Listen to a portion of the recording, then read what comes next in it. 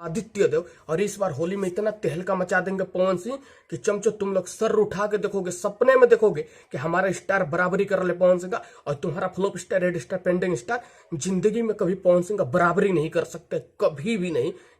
नमस्कार दोस्तों, कैसा आप लोग, उम्मीद करता हूं कि आप लोग भी ठीक होंगे। दोस्तों अगर आप लोग पावर स्टार पवन सिंह असली वाले फैन हो, सच्चे वाले फैन हो, तो लाल वाले बटन को दबा के चैनल को सब्सक्राइब कर दो। अगर आप लोग flop star, red star, pending star के फैन हो तो ऐसा भग जाओ, आपके लिए कोई टाइम नहीं है। दोस्तों पावर स्टार पवन सिंह ने आज इंस्टाग्राम पे एक रील्स वीडियो बना के डाला था, और उस गाने पे बनाए थे तेरा बाप आया।